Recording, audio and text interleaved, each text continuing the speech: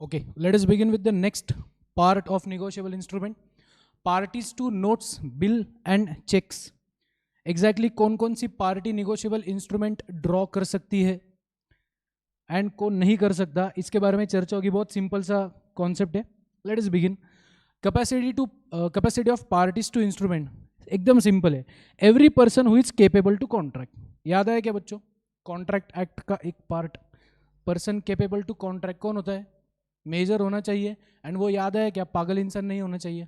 He must be of a sound mind. So every person who is capable to contract can enter into a negotiable instrument. दूसरी चीज, minor के लिए भी हमें कुछ चीजें देखनी है. विथ रिस्पेक्ट टू माइनर कुछ 2-3 चीजें बहुत ज्यादा इंपॉर्टेंट है जिसके ऊपर क्वेश्चन फ्रेम होने का भी चांस है. उसको मैं 1 मिनट के लिए पेंडिंग रखता हूं. उसके बाद में every person through authorised agent. मतलब मान लीजिए मैं बहुत बड़ा बिजनेसमैन हूँ. एवरी टाइम जिस टाइम पे मैं बिजनेस करता हूँ मेरे क्लाइंट के साथ, मैं हर एक टाइम पे हर एक ट्रांजैक्शन के लिए निगोशिएबल इंस्ट्रूमेंट में एंटर होता ही हूँ. तो ये सारी चीज़ें मैं करता बैठूंगा क्या? इसलिए मैं क्या करता हूँ, फॉर सिंप्लिसिटी पर्पज या फिर थोड़ा सा स्पीड से बिजनेस होने के लिए मैं एक एजेंट अपॉइंट करता हूँ एंड वो मेरे बिहाफ पे काम काज कर सकता है. Okay sir, what about legal representative of a deceased person. मान लेते हैं I am a drawer of bill of exchange and on my behalf let say कोई ड्रॉवर है, मान लीजिए मेरी मौत हो गई. सो आफ्टर ये डिसीज्ड पर्सन उसकी जगह कौन आ जाएगा? उसका लीगल रिप्रेजेंटेटिव. सो उसके बारे में भी एक पॉइंट है, वो भी हम अच्छे से पढ़ेंगे जिसके ऊपर भी क्वेश्चन आने का चांस है. Let us begin. Person capable to contract can draw, make मतलब कौन सा? Promissory note. एंडोर्स कर सकता है, ड्रॉ कर सकता है, बना सकता है प्रॉमिसरी नोट, एक्सेप्ट कर सकता है, डिलीवर कर सकता है, निगोशिएट कर सकता है. सो जो व्यक्ति कॉन्ट्रैक्ट में एंटर होने के लिए केपेबल है वो ये सारी चीजें कर सकता है. माइनर क्या क्या कर सकता है? Minor can also draw bill of exchange, endorse कर सकता है, डिलीवर कर सकता है, निगोशिएट कर सकता है. लेकिन यहां पे देखो क्या लिखा है, minor can not bind himself under negotiable instrument as it is void. इसका मतलब क्या है? एक एग्जाम्पल के द्वारा समझने की कोशिश करते. तो यहां पे देखो, ये ड्रॉवर है, ये ड्रॉई है एंड माइनर को उस ड्रॉवर ने एंडोर्स किया है, एक इंस्ट्रूमेंट एंडोर्स किया है एंड उसने वो आगे इंस्ट्रूमेंट एंडोर्स किया. तो मान लेते हैं here minor can endorse negotiable instrument. ये कहां से समझा? देखो यहां पे मैंने लिखा है माइनर क्या क्या कर सकता है? एंडोर्स कर सकता है क्या? जी हां कर सकता है. बट यहां पे आता है बहुत important point, but X cannot sue minor but can proceed against ए.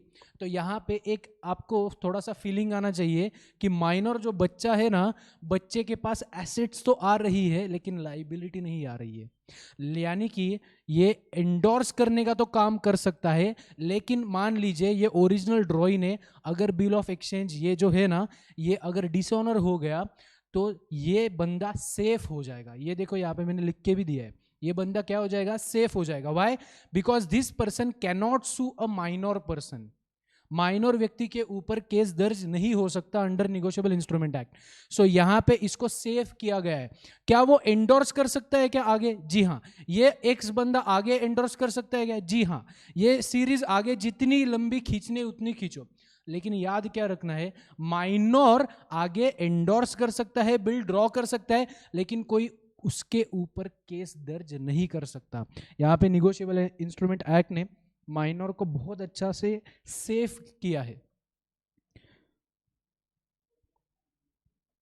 हाँ, just like your sense record, जिसमें लाइबिलिटी आप बोलते हो ना, मैं लाइबिलिटी तो नहीं लूंगा, आगे जो होना है हो जाने दो. Just like sense recourse. हाँ चलो आगे बढ़ते. Every person capable to contract and incur liability can appoint authorised agent. जैसे कि मैंने बोला कि मैं बहुत महीने में 10-15 ट्रांजैक्शन करता हूं निगोशिएबल इंस्ट्रूमेंट के, जिसके कारण एवरी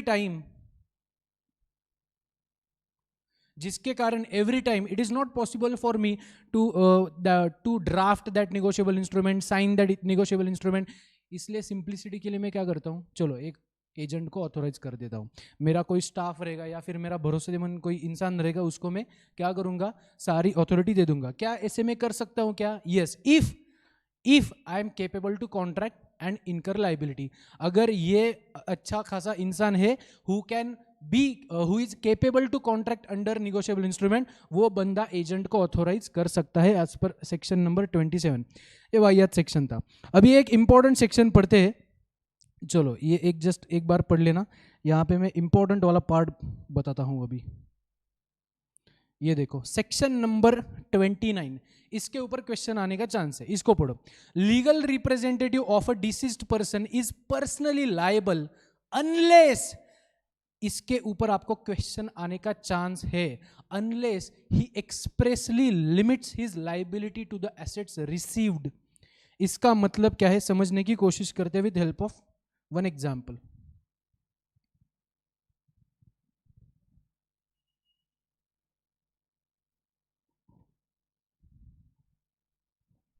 चलो मान लेते हैं एक प्रॉमिसरी नोट का एग्जाम्पल लेते हैं। एक मेकर है, एक पेई है। मेकर ने पेई को प्रॉमिस किया है, मैं तुझे 10,000 रुपये प्रॉमिस करता हूं, पे करूंगा। मान लीजिए मेकर डाइज एंड उसके जगह कौन आ जाएगा, उसका लीगल रिप्रेजेंटेटिव, मान लेते हैं उसका सन। सो यहां पे निगोशिएबल इंस्ट्रूमेंट एक्ट क्या बोलता है, ये मेकर को लाइबिलिटी कितनी थी बच्चों, 10,000 रुपये लाइबिलिटी थी। अभी वो तो इस दुनिया में है नहीं, तो उसकी लाइबिलिटी किसके ऊपर शिफ्ट हो जाएगी।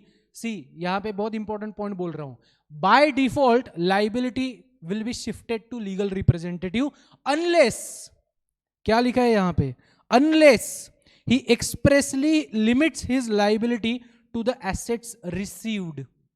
इसका मतलब क्या है, आपको याद है क्या, ये आपको थोड़ा सा कॉन्ट्रैक्ट एक्ट का पार्ट भी याद होना चाहिए, सीए फाउंडेशन में भी ये पार्ट था। मान लेते हैं उसके जो डैड है उसके एसेट से मान लेते हैं 1,000 रुपए के एंड लाइबिलिटीज है 800 रुपए की। सो नेट एसेट्स कितने कैरी फॉरवर्ड होते हैं, 200 कैरी फॉरवर्ड हो जाएंगे, किसको, इस लीगल रिप्रेजेंटेटिव को। तो यहां पे मान लेते हैं लीगल रिप्रेजेंटेटिव को डैड के द्वारा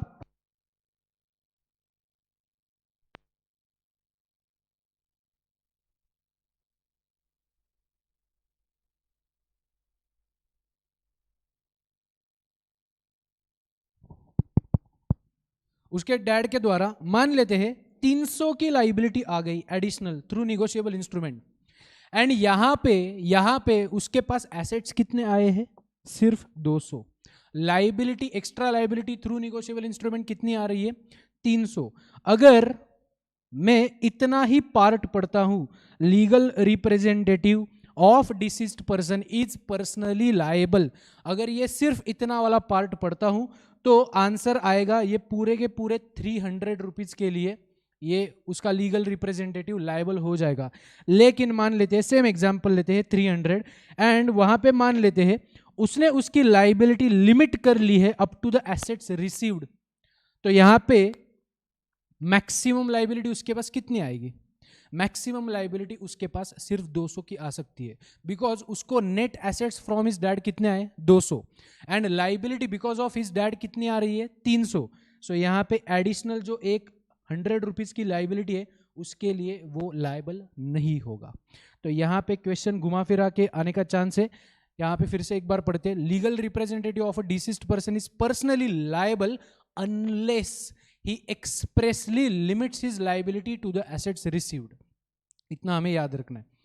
चलो एजेंट का देखो, if agent is personally liable if he doesn't indicate on instrument that he is acting as an agent, agent personally liable कब होगा, फॉर हिज प्रिंसिपल, अगर वो इंस्ट्रूमेंट पे इंडिकेट कुछ भी नहीं करता that he is acting as an agent of for his principal, then he is going to be personally liable. इतना ही याद रखना है, ये इतना इंपॉर्टेंट नहीं है।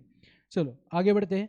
Drawer of bill of exchange cheque, अभी तक 2 पर्सन के बारे में जानकारी लिया, सबसे पहले एजेंट, दूसरा है लीगल रिप्रेजेंटेटिव। अभी हम ड्रॉर के बारे में जानकारी लेते हैं। Drawer of bill of exchange और cheque, section number 30। Drawer is liable to compensate holder in case of dishonour by drawee और एक्सेप्टर।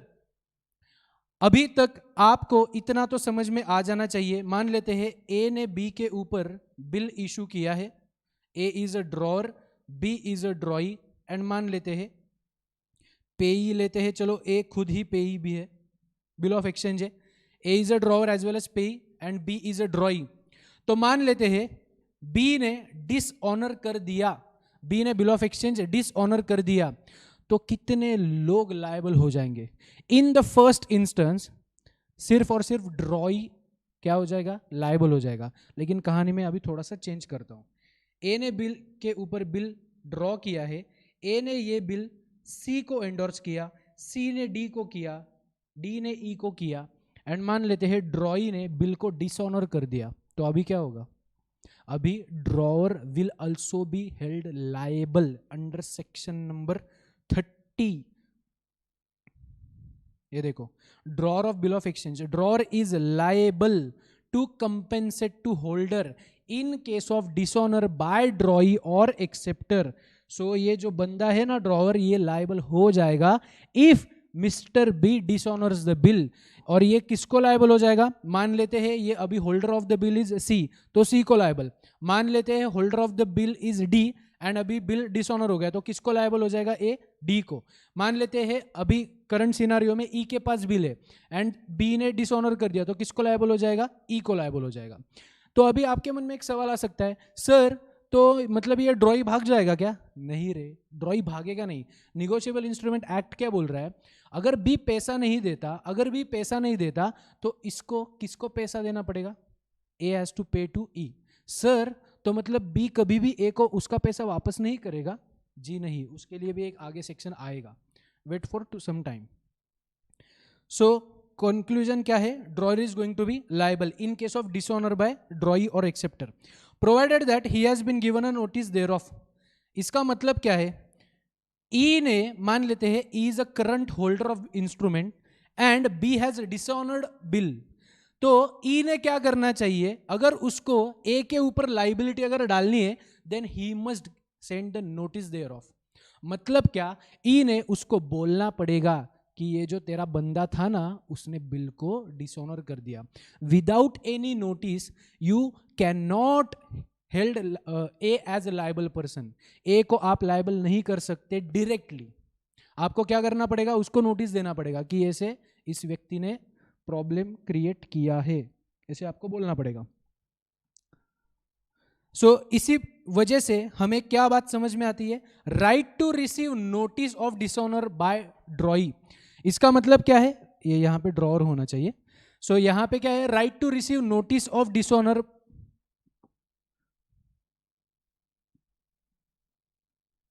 यहां पे जस्ट एक करेक्शन कर लेना, right to receive notice of dishonour by drawee to drawer. मतलब क्या?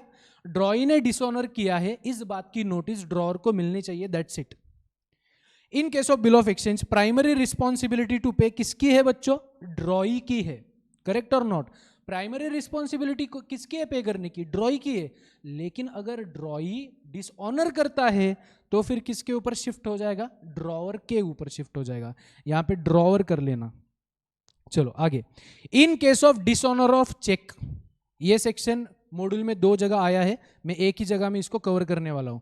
इन case of dishonour of cheque holder can sue the drawer only and not the banker. इसका मतलब क्या है समझने की कोशिश करते। मान लीजिए एक स्टूडेंट है, उसकी बैंक है, मान लेते हैं state bank of India, and पेई कौन है? मान लेते हैं मैं। तो स्टूडेंट मुझे फी देने वाला था, तो उसने क्या किया? 10,000 रुपीज का एसबीआई का चेक दिया सर्वेश महेंद्रे को। So he is drawer, he is drawee and this is payee. तो यहां पे सर्वेश महेंद्रे एसबीआई को जाके पकड़ सकता है क्या? ए मेरा पैसा दे? नहीं कर सकता। इन केस ऑफ चेक ये एसबीआई क्या कर रहा है? He is acting as an agent of this person. तो स्टूडेंट के अकाउंट में पैसा नहीं है, इसीलिए तो ये भाई साहब ने डिसऑनर कर लिया ना। तो इसी वजह से in case of bill of exchange drawee को आप लायबल कर सकते हो, लेकिन in case of cheque SBI किसके बिहाफ पे काम करता है? इसके बिहाफ पे काम कर रहा है ना। तो अगर मुझे मेरा पैसा नहीं मिला तो मैं इसको जाके नहीं बोल सकता, मुझे क्या करना पड़ेगा? इसको जाके बोलना पड़ेगा। तो बैंकर के पास में नहीं जा सकता, यानी कि ड्रॉई के पास नहीं जा सकता, मुझे किसके पास जाना पड़ेगा? स्टूडेंट के पास जाना पड़ेगा, यानी कि ड्रॉअर के पास जाना पड़ेगा।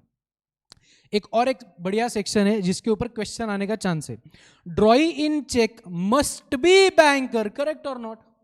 चेक के सिचुएशन में ड्रॉई हमेशा कौन होगा? बैंकर ही होगा। आपका जिस भी बैंक में अकाउंट है, जिस भी बैंक आप चेक इशू कर रहे हो, he is going to be your ड्रॉई।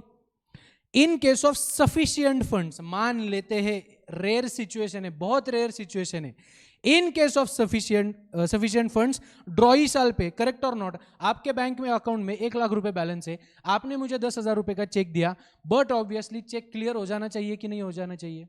Clear हो जाना चाहिए। इन केस ऑफ डिफॉल्ट, लेकिन गलती से स्टेट बैंक ऑफ इंडिया से गलती हो गई, रॉन्गफुल डिफॉल्ट, क्या होगा? Drawee is liable to compensate the drawer. यानी कि आपके अकाउंट में पैसे थे, आपने एसबीआई का चेक मुझे दिया, मैं मेरे बैंक में गया, चेक डिपॉजिट किया, एंड सडनली वो चेक बाउंस हो गया। किसकी गलती है रे? आपके अकाउंट में पैसा था, सफिशिएंट फंड्स था, लेकिन गलती किससे हो गई? डिफॉल्ट किसका है? आपके बैंकर का है। यानी कि किसका है? आपके एग्जांपल में एसबीआई का है। अभी क्या होगा? अभी आपका इज्जत का सवाल आ गया ना। तो यहाँ पे देखो, drawee is liable to compensate the drawer, यानी कि आपकी बैंक आपको लायबल हो जाएगी। ऐसे कैसे उन्होंने, मतलब आपके अकाउंट में 1 लाख रुपए था, फिर भी चेक बाउंस हो गया, तो ये क्या बात हुई? सो आपका ड्रॉई कौन है? SBI. SBI is going to compensate to you. Drawee is not liable to holder और पेई। ड्रॉई सर्वेश महिंद्रे को, मतलब SBI is not liable to Sarvesh Mahindre, but SBI is liable to student, as there is no privity of contract between drawee and holder payee. इसका मतलब क्या है? मेरे and banker के बीच में कोई कुछ भी प्रिविटी ऑफ कॉन्ट्रैक्ट नहीं है। मतलब क्या? पार्टीज टू द कॉन्ट्रैक्ट मैं एंड बैंक हूं क्या? नहीं, पार्टीज टू द कॉन्ट्रैक्ट आप एंड बैंक हो। Drawer and drawee, these are the parties to the contract. So banker क्या करेगा? SBI will compensate to you and not me. This is the most important point, इसके ऊपर question आने का chance है। चलो अभी हम जाते हैं अगले तरफ, liability of maker and acceptor. इसका मतलब क्या है? अभी हमने ड्रॉअर की लाइबिलिटी तो देखी, अभी हमने बैंक की भी लाइबिलिटी देखी, मतलब इन केस ऑफ चेक। अभी देखते हैं liability of maker of note. मतलब कौन? I promise to pay certain sum of money to you. ये किसका एग्जांपल हो गया? प्रॉमिसरी नोट का। सो मेकर। एंड दूसरा क्या है? Acceptor of bill. Acceptor of bill मतलब कौन? ड्रॉई या फिर एक्सेप्टर, जिसको हम बोलते हैं। सेक्शन नंबर 32, ये देखो 5 स्टार लगाए हैं मैंने। In the absence of contract to contrary, मतलब क्या? अगर कॉन्ट्रैक्ट में कुछ भी ऐसे अलग कंडीशन लिखी नहीं है, then by default you have to apply this section. फिर से एक बार, by default you have to apply this section. By default apply कब नहीं करोगे? अगर आपने कॉन्ट्रैक्ट में कुछ अलग से स्पेसिफाइड कंडीशन डाली है तो वो यूज करना। अगर कुछ भी कंडीशन नहीं डाली है, you have to use section number 32। Maker of promissory note and acceptor of bill of exchange are bound to pay at maturity or on order according to the apparent tenor respectively। जो भी situation है, मान लेते हैं on demand वाला bill of exchange है या फिर स्पेसिफाइड डेट वाला बिल ऑफ एक्सचेंज है, जो भी सिचुएशन है, जो भी आपका प्रोमिसरी नोट है या बिल है, ये लायबल कौन है? Maker and acceptor. Maker in case of note, acceptor in case of bill. These persons are bound to pay certain sum of money to whom? To that payee. In case of demand, liable to compensate for any party to it the loss damage caused by him. In case of demand, liable to compensate for any party to it the loss damage caused by him. So यहाँ पे आपको एक चीज समझ में आई क्या? Just a moment.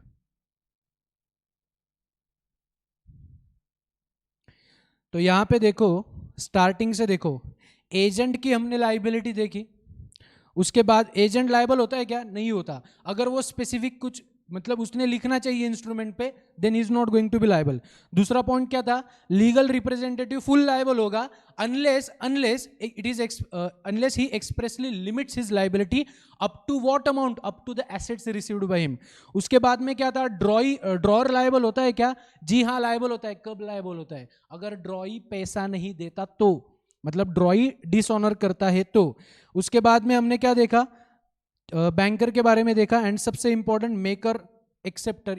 इसका मतलब क्या है? सिंपल लैंग्वेज में ड्रॉई और मेकर, यानी कि person who is going to pay the amount, he is going to be liable.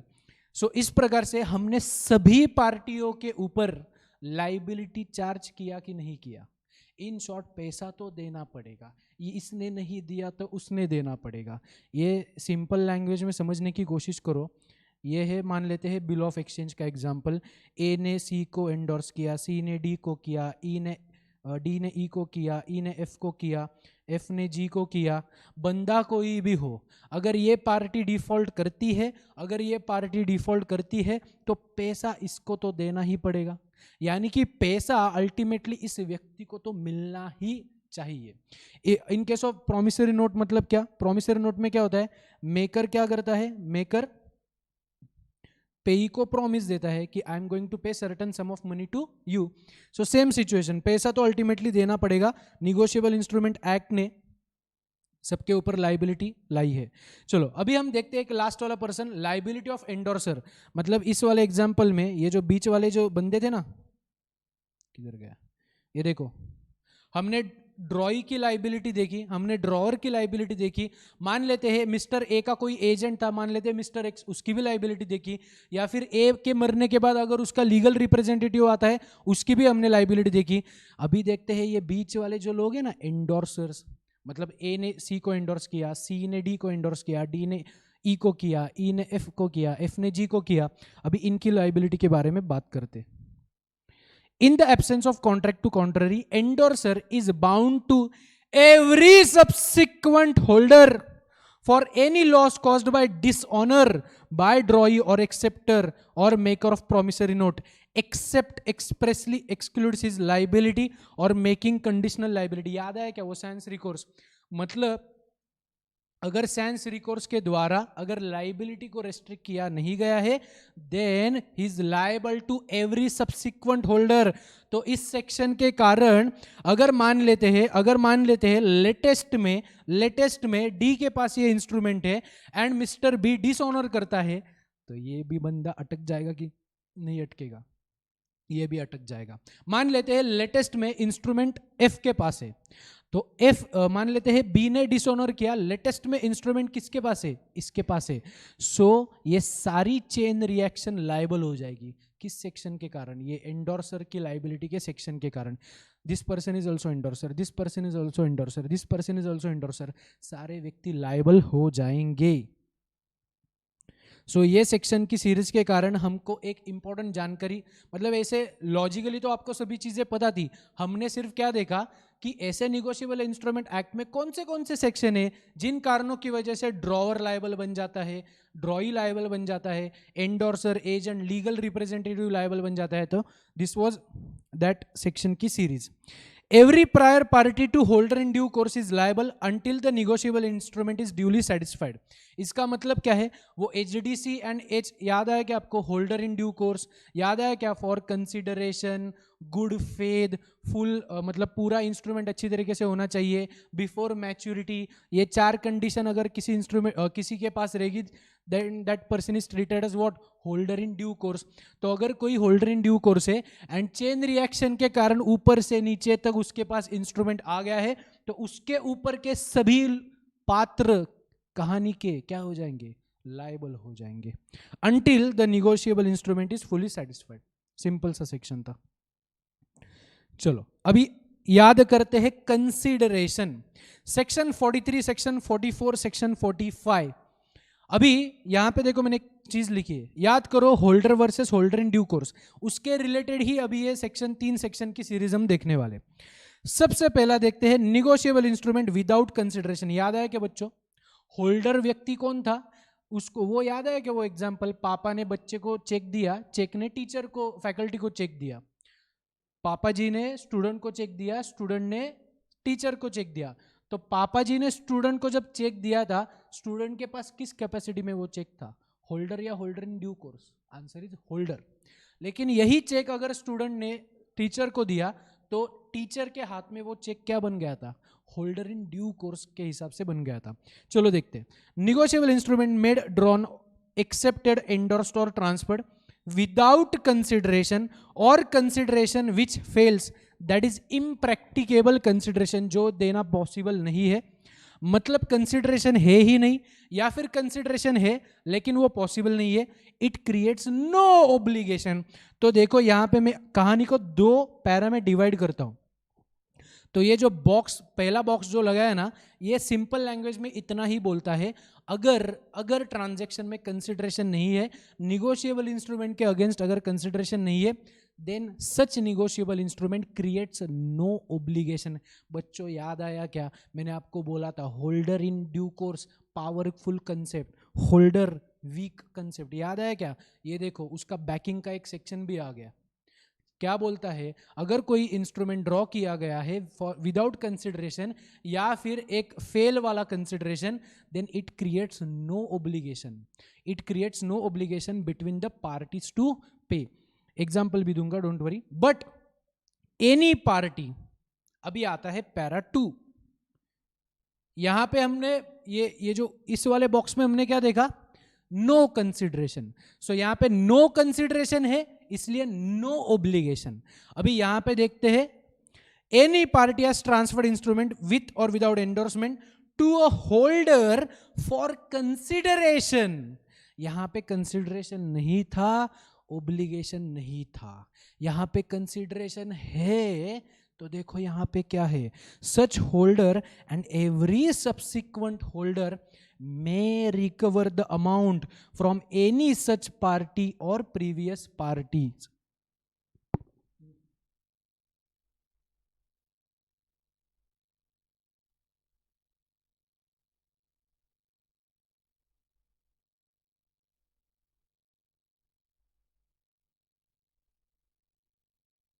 सो यहां पे सिंपल लैंग्वेज में क्या लिखा है,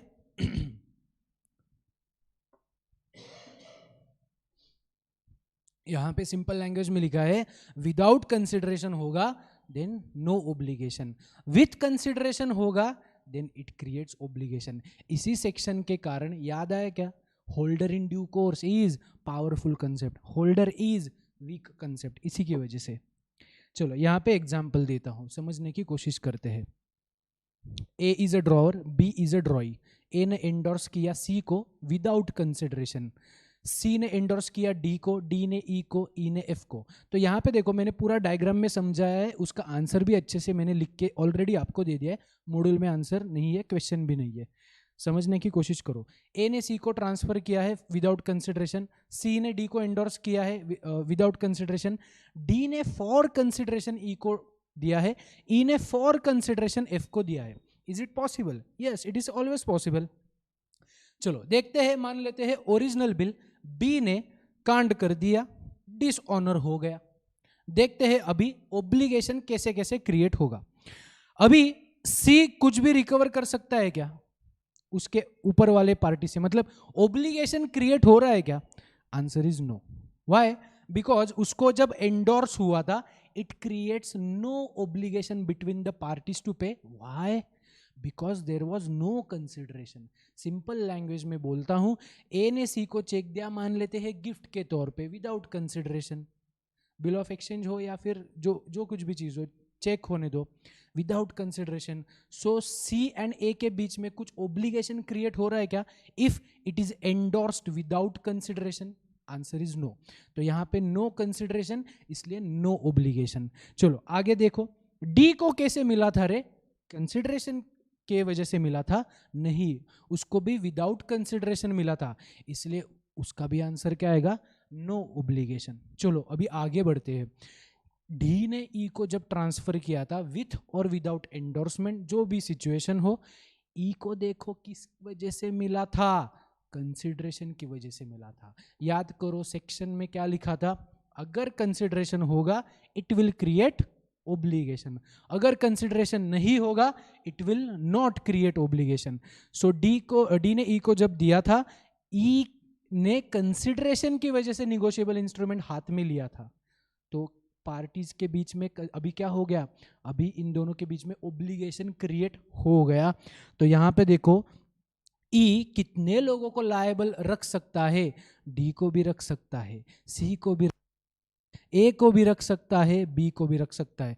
मतलब इधर से ऊपर की सब कुछ सीरीज अभी उस चेन रिएक्शन में आ जाएगी। चलो आगे एफ के बारे में सोचो। एफ को कैसे मिला था रे instrument? Consideration, for consideration negotiable instrument मिला ना। तो मान लेते हैं ओरिजिनल पर्सन ने ये डिसऑनर कर दिया, अभी क्या होगा, उसको तो फॉर कंसिडरेशन निगोशिएबल इंस्ट्रूमेंट मिला था ना, that's why he became what, holder in due course. Holder in due course is a powerful concept. That's why all the parties, all the previous parties क्या हो जाएंगी, लॉक हो जाएगी. देखो यहाँ पे लिख के दिया है EDCAB, सभी पार्टियां क्या हो जाएंगी, लाइबल हो जाएगी. इसका मीनिंग भी लिख के दिया है. एक ये क्रॉस मतलब क्या, कैन नॉट रिकवर, ये साइन मतलब क्या, they can recover. This was the section. चलो अभी एक थोड़ा सा अगला वाला पार्ट की तरफ जाते हैं. सेक्शन नंबर 44, पार्शियल एब्सेंस और failure of money consideration. Section 44 talks about money consideration. उसके बाद में और एक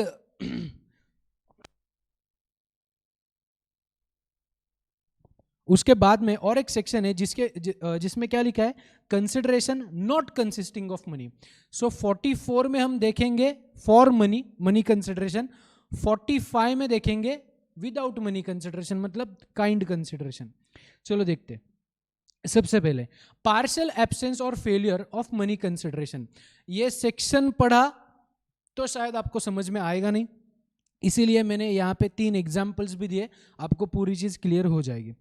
कंसिडरेशन कंसिस्टेड ऑफ मनी, मतलब जो भी ट्रांजैक्शन हुआ है उसके पीछे क्या है, मनी कंसिडरेशन इन्वॉल्व है. सिंपल लैंग्वेज में, मैं आपको कार सेल कर रहा हूं, आप मुझे उसके अगेंस्ट चेक दे रहे हो. मैं आपको कार सेल कर रहा हूं, आप मुझे क्या कर रहे हो, आप उसके अगेंस्ट मुझे चेक दे रहे हो. कंसिडरेशन है कि नहीं, कंसिडरेशन इज प्रेजेंट. सो उसी एग्जाम्पल को कंटिन्यू रखेंगे. देखते, कंसिडरेशन कंसिस्टेड ऑफ मनी, मैं आपको क्या दे रहा हूं, car, that is your consideration. आप मुझे क्या दे रहे हो बच्चों, आप मुझे पैसा दे रहे हो ना, मतलब in form of cheque. So money consideration है या नहीं है.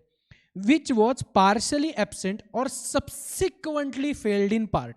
अभी हम मीनिंग देखते हैं पार्शली एब्सेंट का. ये देखो पहला वाला स्टार लगाया है मैंने, इमीडिएटली एग्जाम्पल लिख के भी दिया है. कंसिडरेशन था 1 लाख रुपया एग्जाम्पल के तौर पे, बट बिल एक्सेप्ट किया 90,000. इसका मतलब क्या है, हम दोनों के बीच में जो भी ट्रांजैक्शन हुआ था उसकी वैल्यू कितनी थी, 1 लाख रुपए, लेकिन पार्शियल एक्सेप्टेंस हुआ था, मतलब बिल ड्रॉ किसके कितने रुपए पे किया, पूरे कंसिडरेशन पे किया क्या, नहीं, पार्शियली किया, यानी कि 90,000. यह है partially absent, consideration partially absent, मतलब बिल की वैल्यू कंसिडरेशन की वैल्यू को पूरी तरीके से कवर नहीं कर रही है. यानी कि सिंपल लैंग्वेज में, मेरे लॉ सब्जेक्ट की फी है 10,000 रुपए, आपने मुझे चेक दिया 9,000 रुपए, तो ये कौन सा एग्जांपल आ जाएगा, consideration for money but partially absent. Okay. दूसरा, सब्सिक्वेंटली फेल्ड इन पार्ट. इसका मतलब क्या है, कंसिडरेशन था 1 लाख, एक्सेप्ट भी किया है 1 लाख, बट पेमेंट 70,000 का हुआ, यानी कि 30,000 will be still due. Let us से जो भी ट्रांजैक्शन हुआ है, 1 लाख का ट्रांजैक्शन हुआ, 1 लाख का बिल ऑफ एक्सचेंज आपने मुझे दिया है, एंड पेमेंट करने के टाइम पे 70,000 ओनली कुड बी रियलाइज्ड, यानी कि partially realised, partially not realised. तो यहां पे देखो सब्सिक्वेंटली फेल्ड इन पार्ट, मतलब क्या, एक तो कंसिडरेशन ही इनएडिक्वेट था, बिल ने पूरी अमाउंट को रिकवर किया ही नहीं, या फिर बिल की अमाउंट को पूरी तरीके से कवर किया लेकिन बाद में पूरा पैसा आया नहीं. समझ में आया क्या, फिर से एक बार रिपीट करता हूं. आइदर बिल की अमाउंट या फिर जो भी निगोशिएबल इंस्ट्रूमेंट की अमाउंट है उसने कंसिडरेशन को पूरी तरीके से कवर किया नहीं, या फिर कवर किया लेकिन बाद में पे नहीं किया. तो इस सिचुएशन में क्या होगा, then then the sum which a holder standing in immediate relationship. अभी इमीडिएट रिलेशनशिप को यहाँ पे 3 स्टार लगाया है, तो उसका देखो इमीडिएट रिलेशनशिप का मीनिंग क्या है. In case of bill, drawer and acceptor, these are treated as immediate parties. उसके बाद प्रॉमिसरी नोट में मेकर पेई, एंडोर्समेंट के सिलसिले में एंडोर्सर एंडोर्सी. चलो मुझे इस डायग्राम के ऊपर फोकस करो एंड मुझे बताइए मिस्टर ई का इमीडिएट रिलेशनशिप किसके साथ है. मिस्टर ई का आंसर है, अगर मान लेते हैं ई ने आगे कुछ भी ट्रांसफर नहीं किया है, E is the full and final party, then उसका इमीडिएट रिलेशनशिप इसके साथ है। मान लेते हैं जी का इमीडिएट रिलेशनशिप किसके साथ है? इसके साथ है। ए का इमीडिएट रिलेशनशिप किसके साथ है? Drawer and ड्रॉई। तो इसी मतलब जी एंड मिस्टर बी, इनका इमीडिएट रिलेशनशिप है क्या? कॉमन सेंस है, नहीं है। तो यहां पे वो भी लिख के दिया है मैंने ऑलरेडी, आपको पूरा स्पून फीडिंग मैंने कर लिया है। तो यहां पे होगा क्या? कंसिडरेशन पूरी तरीके से कवर नहीं हो रहा है, या फिर कवर हो रहा है लेकिन बाद में पैसा नहीं आ रहा है, तो क्या होगा? इमीडिएट रिलेशनशिप की जो पार्टी है with such signer receive proportionate amount. इसका मतलब देखते हैं, उसके लिए भी मैंने एक एग्जांपल दिया है। ये देखो यहां पे ए एंड बी के बीच में ट्रांजैक्शन हुआ है for 1 lakh, drawer and acceptor, bill accepted for 90,000। Please tell me ये कौन सा एग्जांपल है? ये वाला एग्जांपल है, ये वाला एग्जांपल है, मतलब पार्शियली एब्सेंट है। So A can recover only ₹90,000। A can recover only ₹90,000 and not 1 lakh. Why? Bill की अमाउंट कितनी है? कॉमन सेंस यूज कीजिए। बिल की अमाउंट 90,000 है, सो आप कितनी अमाउंट कर सकते हो रिकवर? देखो सेक्शन क्या लिखा है, you can receive only proportionate amount. ये मैं नहीं बोल रहा हूँ, सेक्शन बोल रहा है कि जो भी आपका प्रपोर्शनेट अमाउंट रहेगा वो आप किससे रिकवर कर सकते हो?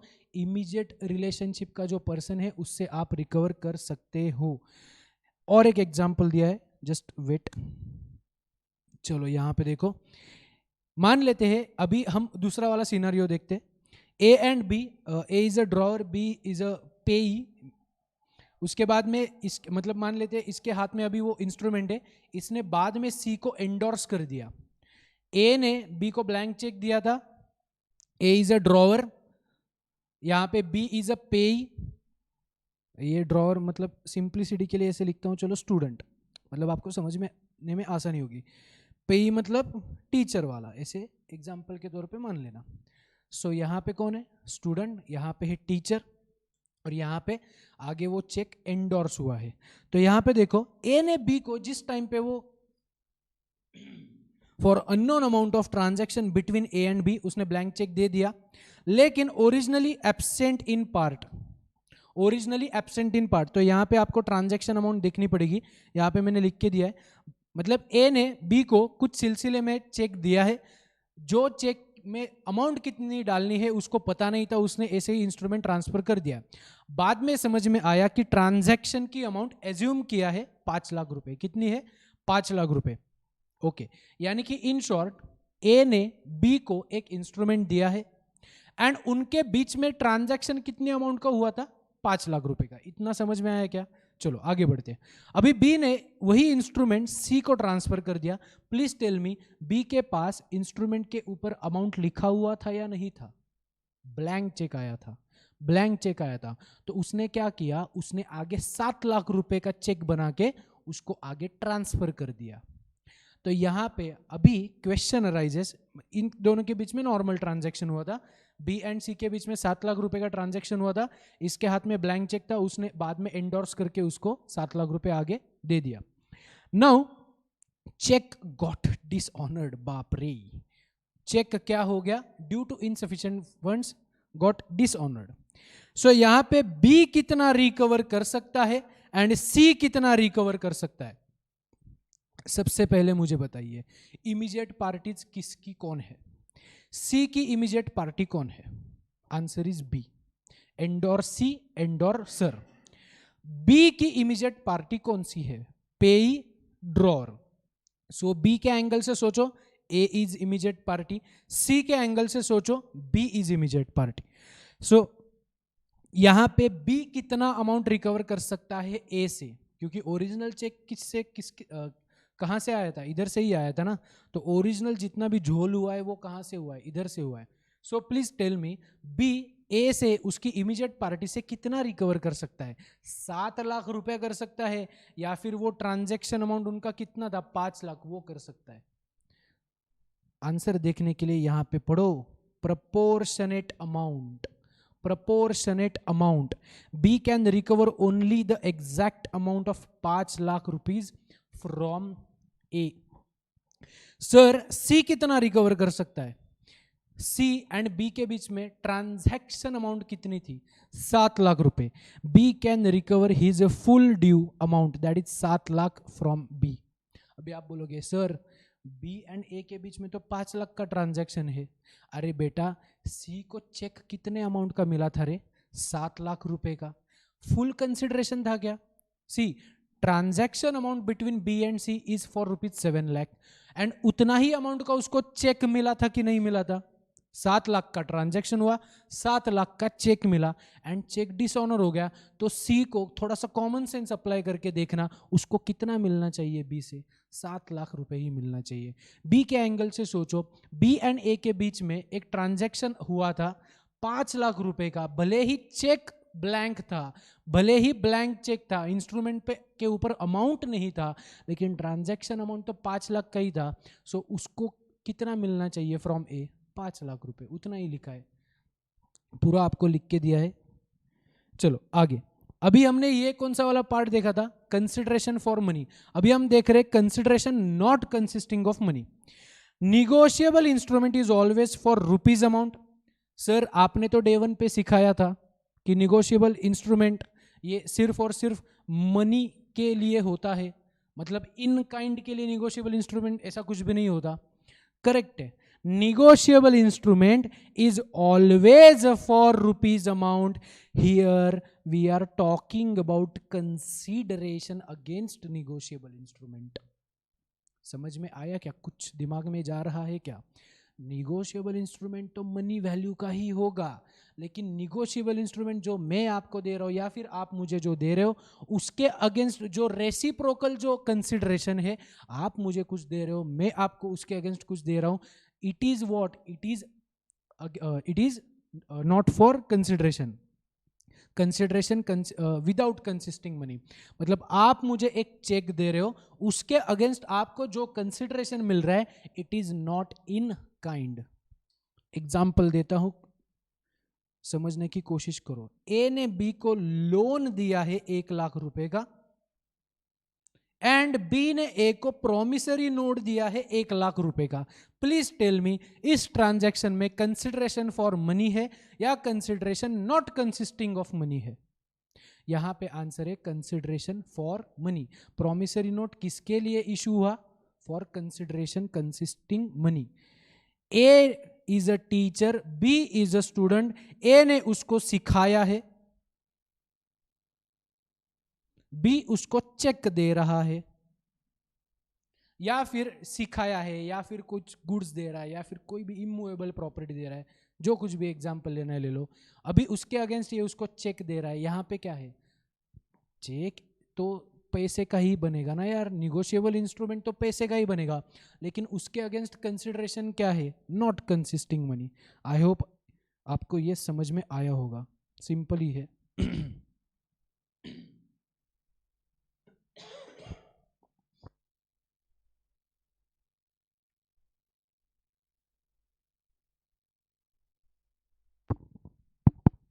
Negotiable instrument is signed for a consideration not consisting of money.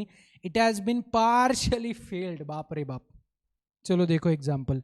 ए ने बी को ब्लैंक चेक दिया है for consideration without consisting money, but it was ascertainable that it was around 50,000 rupees.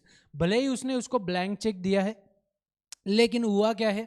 इसने इसको ब्लैंक चेक दिया है, लेकिन इसने जो सर्विस उसको प्रोवाइड किया था, it was ascertainable that it was worth rupees 50,000. कितने अमाउंट का वर्थ था? 50,000 रुपए. बाद में क्या हो गया? Cheque dishonoured for rupees 20,000. Only 30,000 could be realised. तो क्या होगा?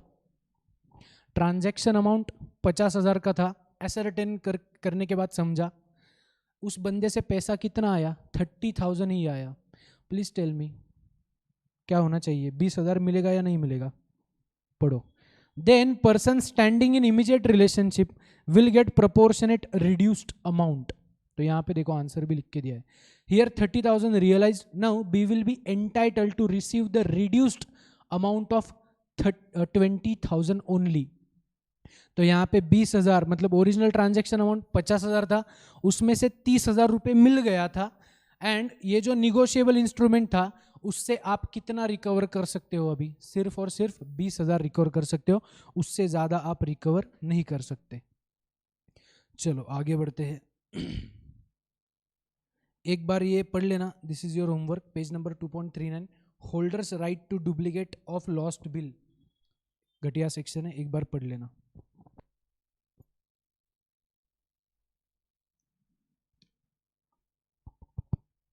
Presentment of negotiable instrument. Presentment word का मीनिंग क्या है?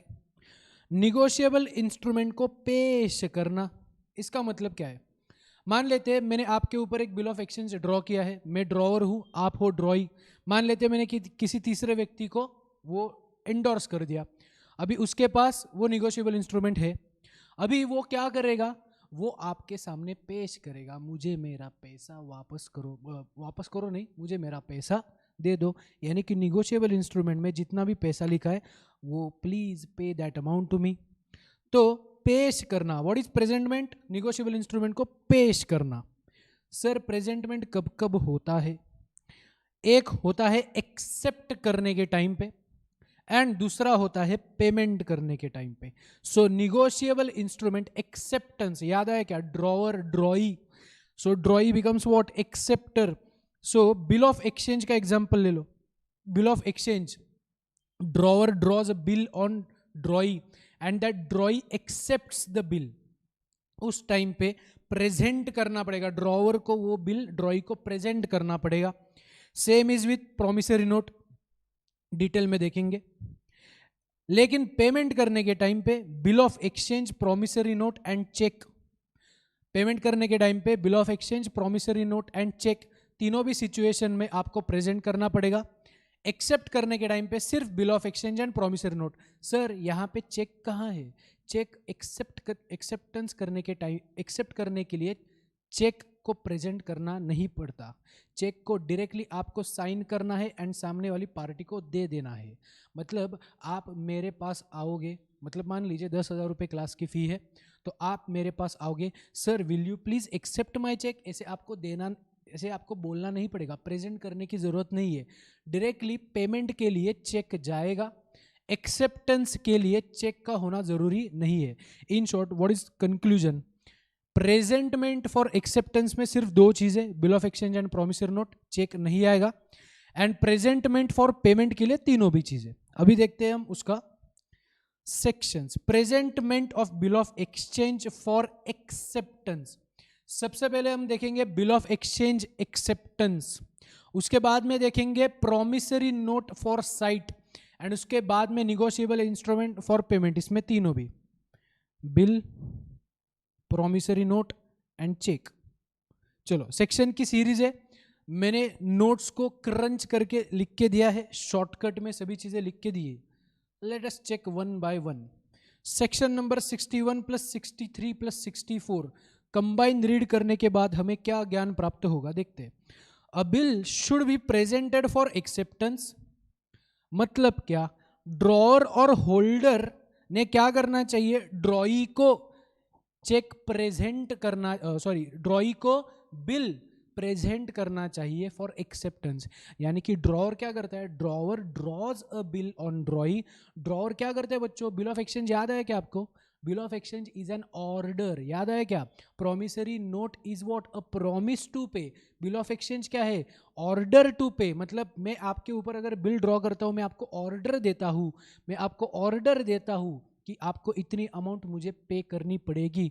सो यहाँ पे ड्रॉअर बी को ऑर्डर दे रहा है बिल ऑफ एक्सचेंज के द्वारा। तो यहाँ पे ड्रॉअर बोलेगा, ए बोलेगा बी को, बिल को एक्सेप्ट कर, बिल को एक्सेप्ट कर। याद आया क्या? प्रो फॉर्मा याद आया क्या? बिल ऑफ एक्सचेंज का ड्रॉअर का भी सिग्नेचर होता है, ड्रॉई का भी सिग्नेचर होता है। सो वो एक्सेप्ट करना पड़ेगा कि नहीं करना पड़ेगा? सो उसके ये लीगल बैकिंग करने वाले ये सेक्शन की सीरीज है, 61, 63, 64। A bill should be presented for acceptance, accept करने के लिए पेश करना पड़ेगा by a person entitled to receive the payment. मतलब कौन? आइदर ड्रॉअर और पेई, या फिर अगर कोई कुछ किसी पार्टी को एंडोर्स किया गया है बिल, तो वो जो लास्ट वाली जो पार्टी रहेगी यानी कि होल्डर ऑफ द बिल, सो वो क्या करेगा, प्रेजेंट करेगा। होल्डर ऑफ बिल और his agent, he will what he will do, he will present the bill. किसको करेगा, ये देखो इस व्यक्ति को करेगा। ये व्यक्ति कौन है, पर्सन एंटाइटल्ड फॉर पेमेंट। ये क्या करेगा, इस व्यक्ति को बिल प्रेजेंट करेगा for acceptance thereof. Acceptance of bill of exchange is not required. Acceptance of bill of exchange is not required. Sir अभी अभी तो आपने बोला कि acceptance of bill of exchange is required, अभी अभी बोला। तो यहां पे क्या लिखा है, acceptance of bill of exchange is not required. लेकिन यहां पे कहानी में एक ट्विस्ट है। देखो, इस प्रकार के अगर बिल रहेंगे तो एक्सेप्ट करने की जरूरत नहीं होती। सर कौन कौन से बिल है,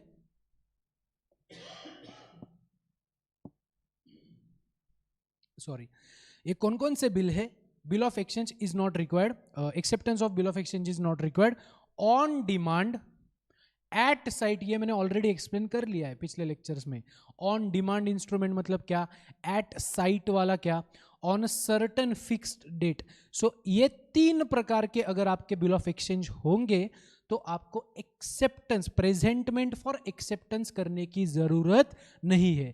इसको छोड़ के अगर अलग प्रकार का आपका बिल ऑफ एक्सचेंज रहेगा तो आपको प्रेजेंटमेंट फॉर एक्सेप्टेंस करना पड़ेगा, unless it is specifically required under contract. मतलब कॉन्ट्रैक्ट में मान लेते हैं ऑन डिमांड वाला आपका बिल ऑफ एक्सचेंज है, लेकिन eight the time of entering into contract, transaction करने के टाइम पे पार्टी ने बोला था, पार्टियों ने एक दूसरे के साथ डिसाइड किया था कि प्रेजेंटमेंट फॉर एक्सेप्टेंस होना जरूरी है। भले ही एक्ट क्या बोल रहा है, ऑन डिमांड के लिए जरूरी नहीं है, लेकिन आपने क्या कर दिया, आपने कॉन्ट्रैक्ट के अंडर कंपलसरी कर दिया, देन आपको क्या करना पड़ेगा, प्रेजेंटमेंट फॉर एक्सेप्टेंस के लिए आपको ये सेक्शन फॉलो करना पड़ेगा। फिर से एक बार, बिल ऑफ एक्सचेंज के तीन प्रकार है जिसमें presentment for acceptance is not required, उसके अलावा बाकी के प्रकार में क्या होगा, it is required. Acceptance of bill of exchange is compulsory for after site. तो यहां पे क्या लिखा था, ये तीन प्रकार के लिए कंपल्सरी नहीं है।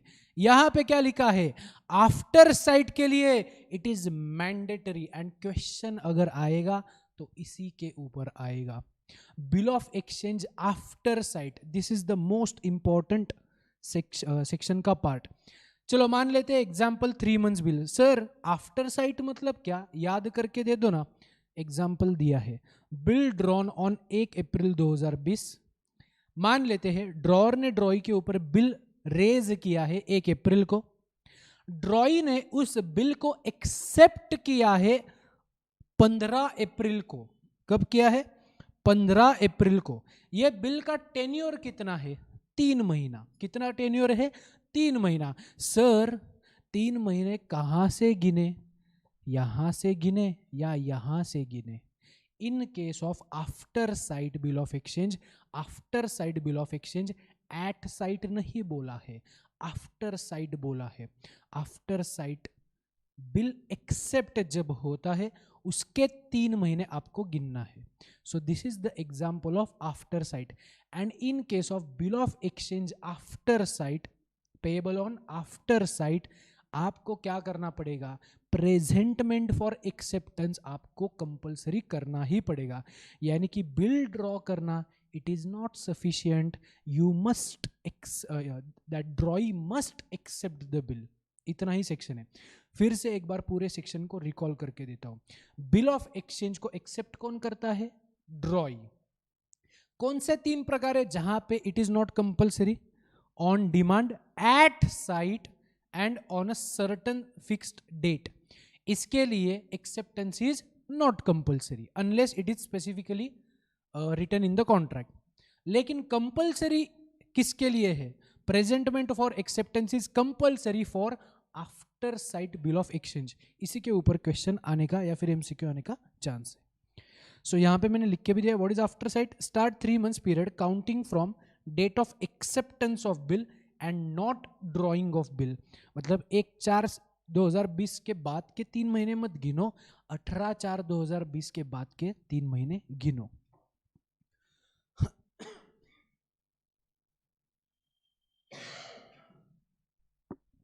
Section 63, time allowed for acceptance. Sir, acceptance for presentment करने के बाद एक्सेप्ट कब तक किया जा सकता है?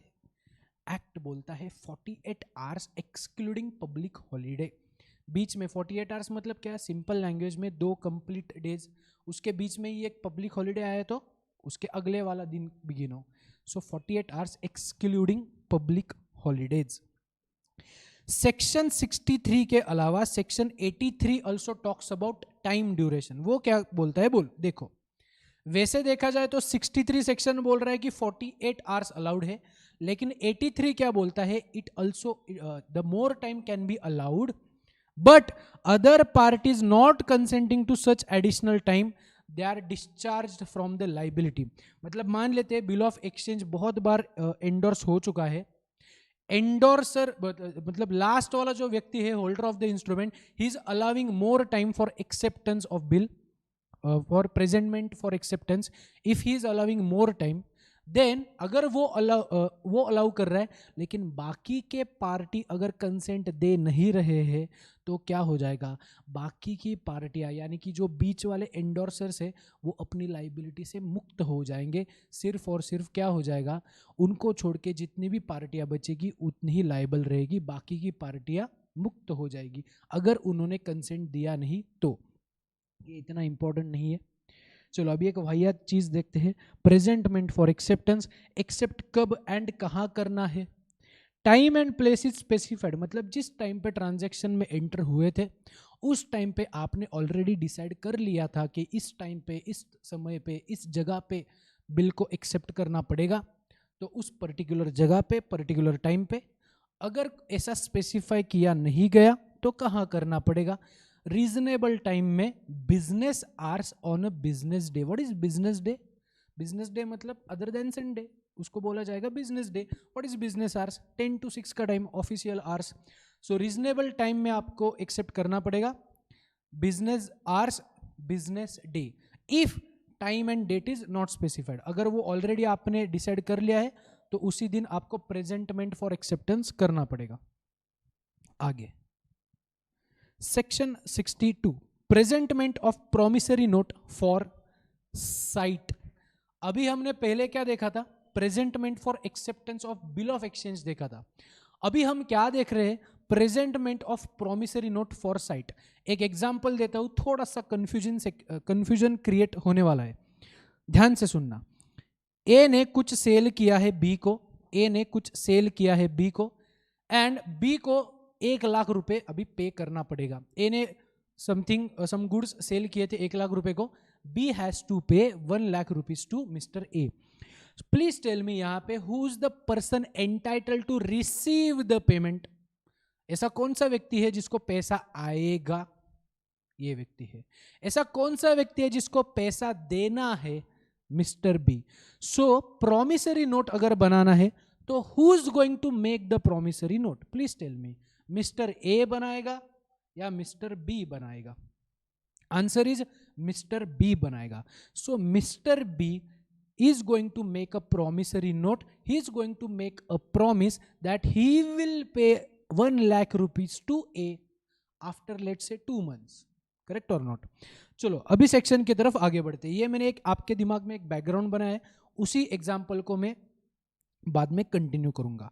Promissory note payable at certain period after sight must be presented to maker thereof for sight by a person entitled to demand payment in business hours on business day within reasonable time। इसका मतलब क्या है?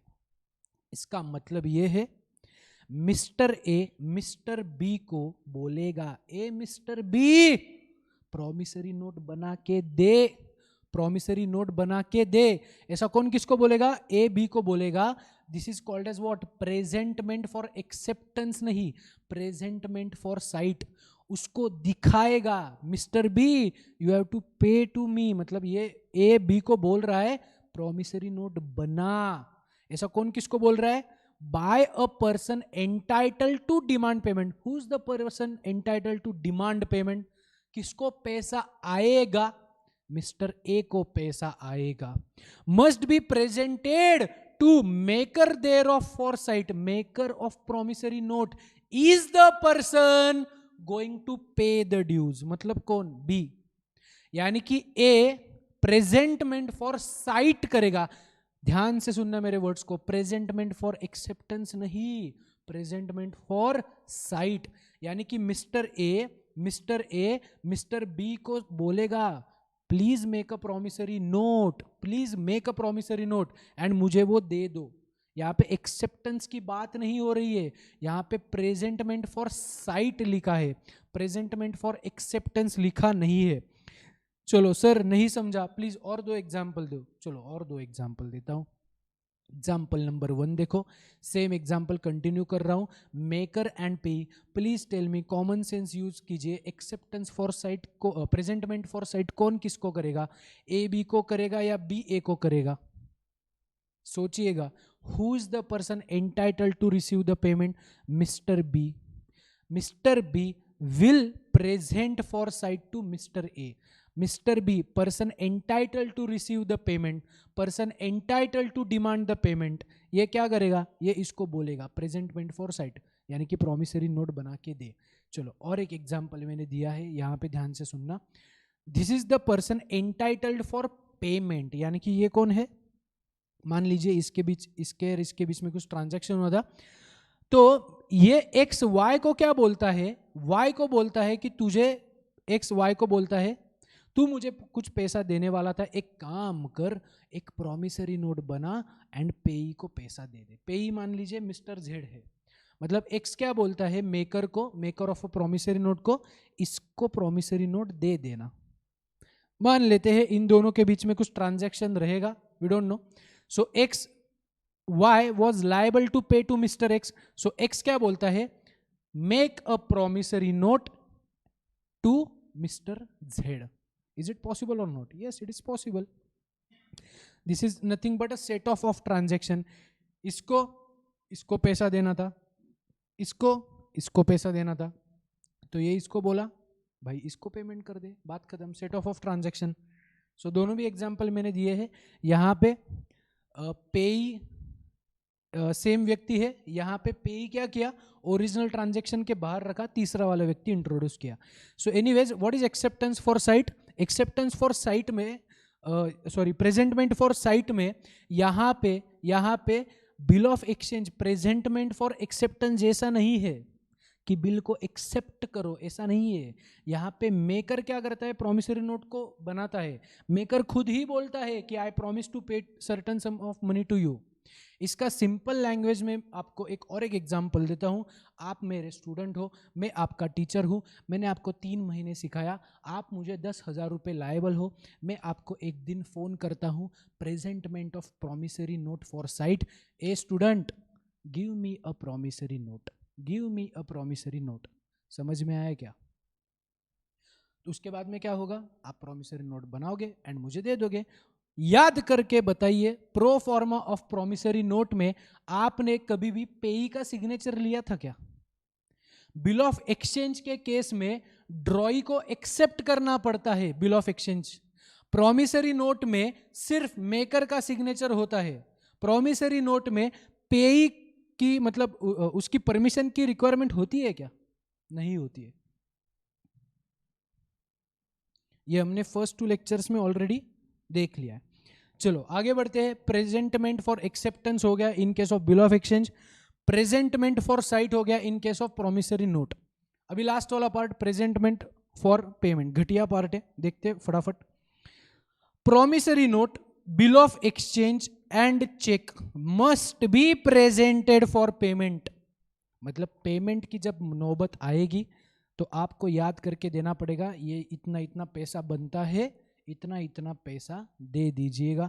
Must be presented for payment by holder और on behalf of holder. In case of default, of such presentment other parties are not liable. मतलब holder of the instrument के पास अगर negotiable instrument है एंड उसने अगर प्रेजेंट किया ही नहीं पेमेंट के लिए, देन अदर पार्टीज क्या हो जाएगी, वो अपनी लाइबिलिटी से मुक्त हो जाएगी। मान लीजिए आपने मुझे एक प्रॉमिसरी नोट दिया था कि 10,000 रुपये का प्रॉमिसरी नोट मेरे पास है।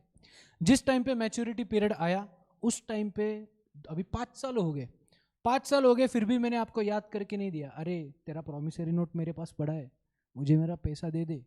ऐसे मैंने आपको, मतलब जस्ट फॉर एग्जाम्पल मैंने आपको रिकॉल करके नहीं दिया, प्रेजेंटमेंट फॉर पेमेंट किया ही नहीं, this is the promissory note, this is the amount you owe me, 10,000 rupees दे दे, मैच्योरिटी डेट आ चुका है। तो एक्ट क्या बोलता है, other parties are not liable, यानी कि मेकर इज नॉट लायबल या फिर drawee is not liable as per the agreement. देखो क्या लिखा है, अभी ध्यान से देखो, इसके ऊपर एक एमसीक्यू आने का चांस है। अगर एग्रीमेंट में लिखा है then presentment through post is also sufficient, presentment of post is also sufficient. Sir मतलब क्या, मैं आपके घर आऊंगा, बोलूंगा ए स्टूडेंट तूने प्रॉमिसरी नोट दिया था मुझे मेरा पैसा दे दे, this is the promissory note, आज ड्यू डेट है, मुझे मेरा पैसा दे दे। ऐसे बताने की ज़रूरत, ऐसे मुझे आपके घर आने की ज़रूरत नहीं है। अगर हमने ऑलरेडी अग्रीमेंट में तय किया था कि मैं आपको पोस्ट के द्वारा रिमाइंड कर दूंगा एंड मैंने पोस्ट कर दिया, लेटर आपको भेज दिया, is it sufficient? Yes it is sufficient, अगर अग्रीमेंट में लिखा है तो। Promissory note on demand and not on a specified date, on demand, promissory note on demand, no presentment is necessary, पेश करने की जरूरत नहीं है। सी ऑन डिमांड मतलब क्या, आपको याद है क्या, demand instrument and time instrument. Demand मतलब क्या, जो भी होल्डर ऑफ द इंस्ट्रूमेंट रहेगा उसकी मर्जी कब आके, मतलब मान लीजिए आप स्टूडेंट हो, मैं टीचर हूँ, आपने मुझे एक प्रॉमिसरी नोट दिया है, तो मेरी मर्जी में कभी भी आपको बोलूंगा पैसा दे दो। कुछ भी स्पेसिफिक टाइम पीरियड फिक्स हुआ है क्या? नहीं। डिमांड इंस्ट्रूमेंट में टाइम पीरियड कहाँ फिक्स होता है? नहीं होता है। तो वहां पे no presentment is necessary, present करने की जरूरत नहीं है। चलो अभी दो घटिया सेक्शन है, section 65, section 66। Time for presentment कब करना है?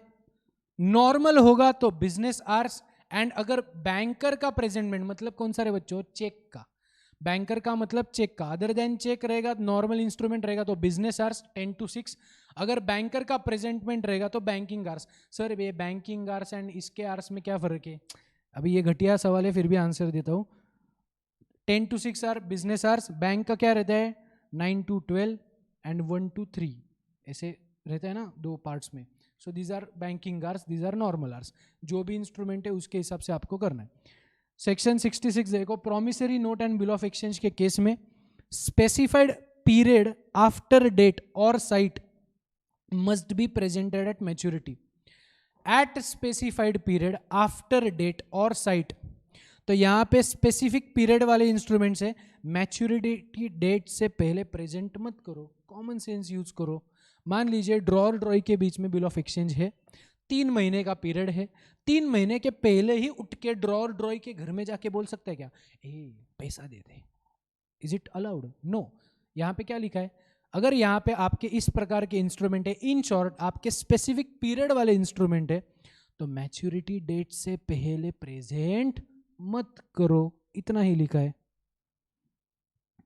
Section 67, promissory note instalment basis. इसका मतलब क्या है, मैं आपको प्रॉमिस करता हूं that I will repay ₹1 lakh in 10 instalments of ₹10,000 each, every monthly instalments of ₹10,000।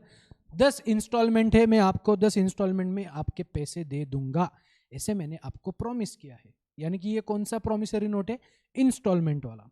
तो यहां पे देखो, must be presented for payment on the 3rd day after the date fixed for payment. इसका मतलब क्या है, इन शॉर्ट 3 ग्रेस डेज आपको add किए गए हैं। मान लीजिए हर महीने का 1st day is your instalment का डे, तो आपको प्रेजेंट करने के लिए कितना पीरियड दिया गया है, अप टू 3 डेज, उसके आगे के 3 डेज गिनना, 3 days, 3rd day after the date fixed for payment. 3rd day after the day fixed for payment. 1st of every month आपका फिक्स हुआ है, उसके आगे 3 दिन गिनो, यानी कि क्या 4th. So 4th of every day, यानी कि in short 3 grace days. Any instalment not paid will be treated as dishonour of full promissory note. मान लीजिए प्रोमिसरी नोट है 10,000 रुपए के 10 इंस्टॉलमेंट्स, टोटल अमाउंट कितना हो गया 1 लाख. 6 इंस्टॉलमेंट्स अभी तक पूरे दे दिए हैं. 7वां इंस्टॉलमेंट ड्यू डेट के अंदर पैसा दिया नहीं, प्रेजेंट करने के बाद भी, मतलब अभी तक 60,000 रुपीज दे दिए हैं. 7वां इंस्टॉलमेंट फेल हो गया.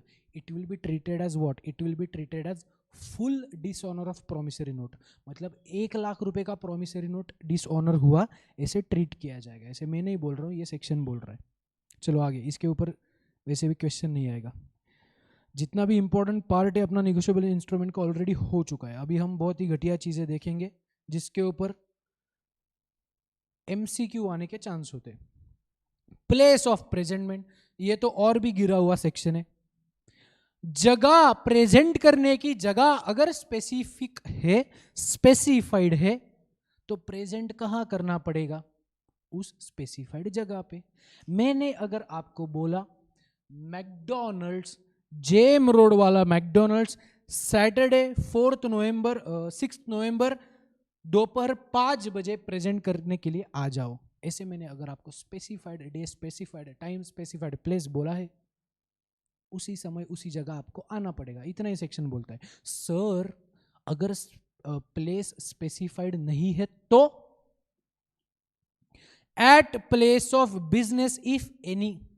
मतलब नॉर्मली जो 2 पार्टीज है उनका जो ऑफिस रहेगा तो वहां पे करना बिजनेस.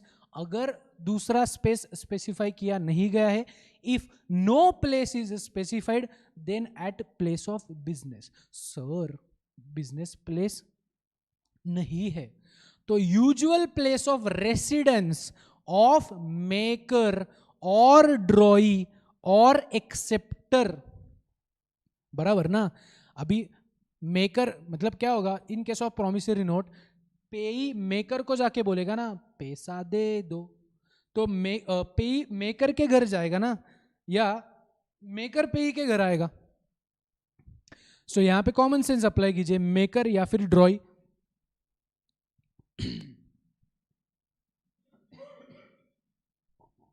और एक्सेप्टर, इनके घर जाइएगा अगर प्लेस ऑफ बिजनेस डिटरमाइन नहीं किया गया. Usual place of residence, sir usual ये other place, other business place if the former place is closed down और अबैंडन. सर वो रहता कहाँ है पता नहीं है एंड पुराना ऑफिस बंद हो चुका है, सर क्या करें? एट अदर बिजनेस प्लेस, जहां अभी बिजनेस शुरू है. मतलब मान लीजिए पिछले 5 सालों से मैं एक प्रीमाइसेस पे मेरा ऑफिस लोकेटेड है, आपको वो मेरा प्रीमाइसेस पता है, एंड रिसेंटली मैंने वो ऑफिस शट डाउन किया है. आप मेरे ऑफिस आए, आपने वो बंद, मेरा जो प्रीमाइसेस है वो बंद है, वो आपने देखा, एंड आपको समझ में आया, वॉचमैन से समझ में आया कि अभी मैंने दूसरा ऑफिस शुरू किया है. Original place of business is shut down, दूसरा प्लेस ऑफ बिजनेस स्टार्ट किया है रिसेंटली, तो क्या कीजिए? वहां पे जाइए. इतना ही लिखा है. कितना कॉमन सेंस है इस सेक्शन में. सेक्शन 71 अभी भी गिरने का, अभी भी लेवल पूरा नहीं हुआ है, अभी और गिरेगा ये, don't worry. No known place of business और रेसिडेंस, पता ही नहीं है बिजनेस कहां करता है, रेसिडेंस कहां करता है, पता ही नहीं है. तो presentment person wherever he can be found, तो वो सामने वाला इंसान, यानी कि कौन? मेकर ऑफ प्रोमिसरी नोट, यानी कि कौन? ड्रॉई ऑफ बिल ऑफ एक्सचेंज. वो जहां कहीं भी आपको मिलेगा उसको जाके दबोच लेना, मेरा पैसा दे, presentment for payment, this is the negotiable instrument I am holding, please pay off my dues. उसको जाके पकड़ना. Section 84, cheque is presented at bank and no other place. So banker रहेगा तो उसके घर जाके चेक प्रेजेंट मत करो. बैंक का सिचुएशन रहेगा तो बैंक के प्रीमाइसेस में जाओ, बैंक में जाओ, बैंकर के घर मत जाना. Section 31, negotiable instrument payable on demand must be presented for payment with in reasonable time. So on demand वाला इंस्ट्रूमेंट रहेगा। मान लीजिए आपने प्रोमिसरी नोट दिया है ऑन डिमांड वाला, सो कभी भी मैं एनफोर्स कर सकता हूँ, कभी भी मैं आपको बोल सकता हूँ कि इतना इतना पैसा मेरा बनता है वो दे दीजिएगा। सो मैंने ये कब तक बोलना चाहिए? With in reasonable time. Sir reasonable time क्या है? 50 साल रीजनेबल टाइम हो सकता है क्या? Answer is no, it depends on case to case, लेकिन 50 साल तो नहीं हो सकता। रीजनेबल टाइम में आपने प्रोमिसरी नोट या फिर बिल ऑफ एक्सचेंज जो भी है आपने क्या करना चाहिए? उसको प्रेजेंटमेंट फॉर पेमेंट करना चाहिए। Excuses for delay in presentment, section 75A for acceptance और पेमेंट। ये घटिया सेक्शन है, जल्दी जल्दी पढ़ लेते। प्रेजेंटमेंट फॉर एक्सेप्टेंस हो या फिर प्रेजेंटमेंट फॉर पेमेंट हो, इसमें अगर डिले हो गया तो देखते हैं, delay is allowed if it is caused by events beyond control of holder. So holder of the instrument ने प्रेजेंटमेंट फॉर एक्सेप्टेंस हो या फिर प्रेजेंटमेंट फॉर पेमेंट हो, इसमें डीले हो गया। सिंपल एग्जांपल ले लो यार, beyond control of holder. Covid का सिचुएशन ले लो, मेरे पास एक इंस्ट्रूमेंट था, डिमांड इंस्ट्रूमेंट था, कोविड की सिचुएशन में मैंने 1 साल वो डिमांड इंस्ट्रूमेंट को प्रेजेंटमेंट फॉर पेमेंट किया ही नहीं। क्या कोविड सिचुएशन या फिर लॉकडाउन का पीरियड पकड़ लेना, क्या वो मेरे कंट्रोल में है? क्या नहीं। सारी दुनिया बंद है, मैं भी मेरे घर, आप भी आपके घर हो, कहाँ से करे? सो कुछ चीज़ें हमारे कंट्रोल में नहीं होती। तो ऐसी अगर जो कोई भी सिचुएशन है, या फिर एक्सीडेंट हो गया या फैक्ट्री जल गई, ऐसे बहुत सारे बिजनेस में प्रॉब्लम्स होते रहते हैं। Events beyond the control of holder and not due to his default, सिर्फ और सिर्फ मेरी लापरवाही के कारण अगर डिले हुआ है, इट इज नॉट अलाउड। कुछ इवेंट्स हुए जो मेरे हाथ में नहीं थे, जो मेरे कंट्रोल में नहीं थे, then it is allowed. Misconduct और निग्लिजेंस, ये सारी चीजें अलाउड नहीं है। These reasons are not allowed for delay. When presentment is not necessary and instrument is dishonoured, presentment जरूरी नहीं है एंड इंस्ट्रूमेंट साइमल्टेनियसली डिसऑनर भी हो जाता है। देखते फालतू रीजन से देखते। मेकर ड्रॉई एक्सेप्टर भाग गया। आपने मुझे प्रॉमिसरी नोट दिया था, आपने मुझे प्रॉमिसरी नोट दिया था, सर 10,000 रुपए क्लास की फी, प्रॉमिसरी नोट देता हूं। आई सेड ओके एंड भाग गए। तो यहां पे क्या होगा? तो मैं कहां पे जाके प्रेजेंटमेंट फॉर पेमेंट करूंगा? किसको जाके करूंगा? भाग गए आप। Intentionally prevents the presentment. मैं आपको ढूंढ रहा हूं, लेकिन ये लोग है ना, ये मेकर ड्रॉई एक्सेप्टर है ना, ये भाग गए। भाग जाने के 3 सिचुएशन है, तीनों भी मैंने लिख के दिए हैं। He closes his business place during business days. मैं आपके ऑफिस आया, presentment for payment. Business day में, बिजनेस आवर्स में ऑफिस ही बंद है एंड आपने जानबूझ के ऑफिस को बंद रखा है, या फिर presented eight specified place and he do not attend such meeting. मतलब प्लेस डिसाइड ऑलरेडी हो गया था कि मैं प्रेजेंटमेंट फॉर एक्सेप्टेंस इस दिन इस जगह पे करूंगा, मैं उस जगह आ गया, आप आए ही नहीं, आपने मीटिंग को अटेंड ही नहीं किया and such person can not be found. आपका आता पता ही नहीं समझ रहा, कहाँ भाग गए पता नहीं, बिजनेस प्लेस बंद है, आपका रेसिडेंस भी बंद है, पता नहीं कहाँ गए। तो यहाँ पे क्या हो जाएगा? यहाँ पे वो इंस्ट्रूमेंट अपने आप डिसऑनर ही हो जाएगा। भगोड़े है, कौन भगोड़े है? मेकर, ड्रॉई और एक्सेप्टर। दूसरा रीजन ये था भाग जाने का रीजन। दूसरा, ही इज रेडी टू पे विदाउट प्रेजेंटमेंट। ओह वाओ, बहुत प्यारा स्टूडेंट है मेरा। मैंने promissory note presentment for payment करने के पहले मेरे पास आया एंड बोला, सर जी ये पैसे ले लो। तो आई सेड ओके, पैसे दे दो एंड मैंने प्रोमिसरी नोट को कैंसिल कर दिया। बात खत्म, सिंपल, दुनिया सिंपल हो गई फिर अपने लिए, जिंदगी आसान हो गई। ही इज रेडी टू पे विदाउट प्रेजेंटमेंट, बात खत्म। या फिर तीसरा, बिल आफ्टर मैच्योरिटी पीरियड, मतलब मैच्योरिटी का दिन जो भी था उसके बाद में, मतलब 3 महीने का बिल है, मान लीजिए 3 महीने खत्म हो गए, उसके बाद में उसने पार्ट पेमेंट कर लिया। इससे कॉमन सेंस अप्लाई कीजिए। 3 महीने का पीरियड है, मान लीजिए 1 लाख रुपए का बिल है, 1 लाख रुपए में से मान लीजिए आपने 70,000 रुपए पार्ट पेमेंट कर लिया, ऑलरेडी मैच्योरिटी पीरियड खत्म है। इसी का मतलब क्या होता है? आप बाकी की अमाउंट पे नहीं करने वाले, यानी कि bill is going to get dishonoured. ये कॉमन सेंस है, समझनी चाहिए कुछ चीजें अपने आप। टाइम पीरियड खत्म होने के बाद भी अगर पार्ट पेमेंट आ रहा है तो यानी कि बात remaining part is going to realise और नॉट रियलाइज।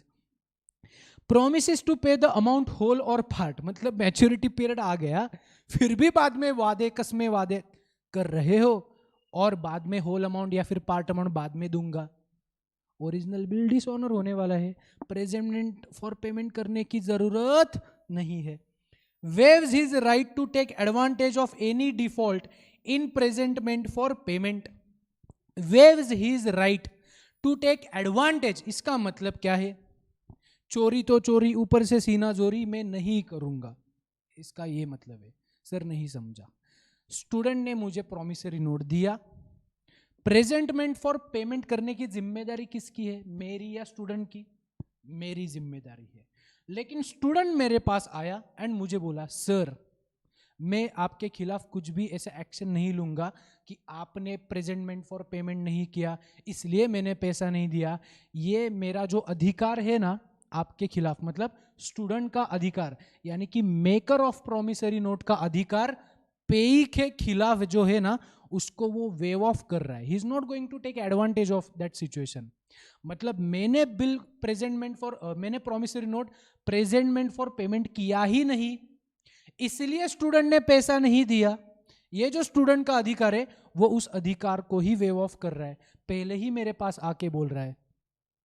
अगर ऐसी सिचुएशन है, बट ऑब्वियसली ये बिल क्या होगा बाद में तो डिसऑनरी होगा। ये इतने ज्यादा रीजंस कौन देता है?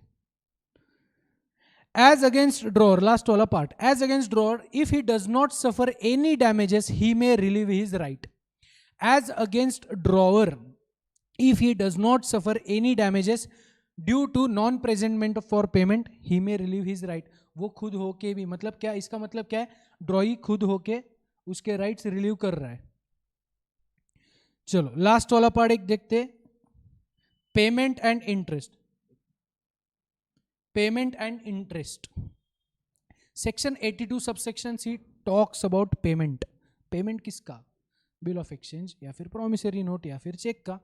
मेकर और acceptor will be discharged. Maker और acceptor, maker of promissory note, acceptor for bill of exchange and cheque, these persons will be discharged from their liability if payment is made to holder of the instrument। Simple सी बात है। सो ये common sense जो आपके दिमाग में भरा हुआ है ना उसको ये सेक्शन बैकिंग दे रहा है कि एक बार जिसको पैसा देना है, जिस व्यक्ति को पैसा देना है एंड जिस व्यक्ति को पैसा ट्रांसफर होना है, उन्होंने एक दूसरे के साथ ट्रांजैक्शन कर लिया। यानी कि क्या, मान लीजिए आप स्टूडेंट हो, मैं टीचर हूं, आपको मुझे 1 लाख रुपए देना है, आपने मुझे एक प्रॉमिसरी नोट दिया, आपने मुझे बाद में पैसा भी दे दिया, आप आपकी जिम्मेदारी से मुक्त हो गए। सिर्फ इतना ही लिखा है। आप क्या हो जाओगे? मेकर और एक्सेप्टर विल बी डिस्चार्ज। खत्म। कब डिस्चार्ज होगा?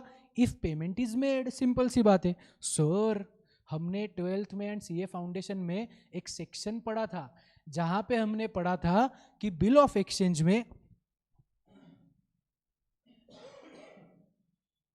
मेरे बोलने का स्पीड और भी स्लो हो गया है because of that infection. Interest क्या है? Interest specified and not specified. Sir हमने सीए फाउंडेशन में पढ़ा था कि 3 महीने का बिल है एंड बाद में वो 3 महीने के बाद में अगर वो पेमेंट नहीं हो रहा है तो कुछ इंटरेस्ट लगता है बिल ऑफ एक्सचेंज पे, एंड उसका हमने अकाउंटिंग ट्रीटमेंट देखा था अकाउंट सब्जेक्ट में, करेक्ट और नॉट?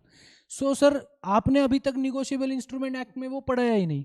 चलो पढ़ाता हूँ, 1 मिनट का सेक्शन है अकाउंट्स में, उसकी वजह से कितनी एंट्रीज आपने सीखी थी। यहाँ पे ये सेक्शन देखो कितू सा है। Interest rate is specified. I am drawer, you are drawee. At the time of entering into bill of exchange अपने आप ऑलरेडी डिसाइड हो गया था कि अगर आपने पेमेंट ड्यू डेट में किया नहीं ना तो आपको 24% पर एनम का इंटरेस्ट लगेगा। अगर इंटरेस्ट इज ऑलरेडी स्पेसिफाइड तो क्या करो? उस इंटरेस्ट को भर दो। सर कौन से दिन से कौन से दिन तक भरना है? From the date of instrument till tender और realisation of such amount. Sir bill of exchange इस दिन ड्रॉ हुआ है. सर इस दिन मैच्योरिटी पीरियड था, पैसा तो आया नहीं. सर इस दिन एक्चुअल में पेमेंट आया. तो सर ये पीरियड के लिए इंटरेस्ट है या ये पूरे पीरियड के लिए इंटरेस्ट है? कॉमन सेंस, ये पूरे पीरियड के लिए इंटरेस्ट है. सर कहां से समझा? देखो, from the date of instrument till tender और रियलाइजेशन ऑफ सच अमाउंट और एज द कोर्ट डायरेक्ट्स. इसका मतलब क्या है? ये मैच्योर होने के बाद अगर वो डिसऑनर हो गया, उसके बाद में ये सिलसिला कोर्ट में चला गया, देन कोर्ट के हिसाब से आपको सुनना पड़ता है. अदरवाइज पूरा मतलब आप उस चीज को कोर्ट तक लेके नहीं गए, then till the actual date of realisation. Please apply your common sense. आप क्या सिर्फ इतने पीरियड का इंटरेस्ट लोगे क्या? नहीं ना. आप क्या करोगे? यहां से मैच्योरिटी से सॉरी मैंने गलती से यहां से यहां बोला. वो आंसर इज ये from the date of instrument till, कहां से कहां तक? From the date of maturity till, ये देखो यहां से, ये डेट ऑफ इंस्ट्रूमेंट मतलब this is the date of instrument.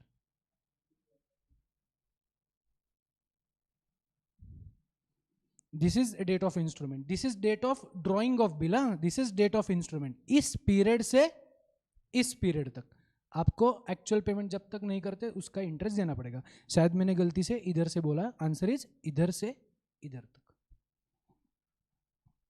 Sir interest rate बोला नहीं गया, मतलब ओरिजिनली 24% या 12% या 15-18 ऐसे कुछ भी नहीं बोला गया. कौन सा ले ले? Take 18%. As per the negotiable instrument act you have to take 18%. Sir कहाँ से कहाँ? Same. From when payment ought to have been paid, मतलब कौन सा? ये maturity period. Ought to have been paid मतलब क्या? जिस दिन पेमेंट आना चाहिए था उस दिन से till tender of realisation of such amount और as the court directs. Till tender of realisation of such amount और एज द कोर्ट डायरेक्ट्स मतलब सेम. आंसर इज सेम यहां से यहां तक. लेकिन इंटरेस्ट रेट स्पेसिफिक नहीं बोला गया है तो कितना लेना है? 18%. स्पेसिफिक बोला गया है तो वो ले लो. In case of endorsement, from time he receives notice of dishonour and not from the original bill drawn date और डेट ऑफ एंडोर्समेंट. इसका मतलब क्या है? जिस दिन बिल डिसऑनर हुआ है ये नोटिस एंडोर्सर के हाथ में आता है, उस दिन से आपको गिनना पड़ेगा. This is not that much important. आपको याद क्या रखना है? आपको ये याद रखना है, इसके ऊपर एमसीक्यू आने का चांस है. सो इस प्रकार से हमने ये वाला पार्ट कंप्लीट कर लिया है. मिलते हैं नेक्स्ट सेशन में. तब तक आई होप मेरा थ्रोट अच्छे से हो जाएगा एंड हम जोश से भरे हुए लेक्चर फिर से एक बार ले लेंगे. चलो टेक केयर, बाय बाय.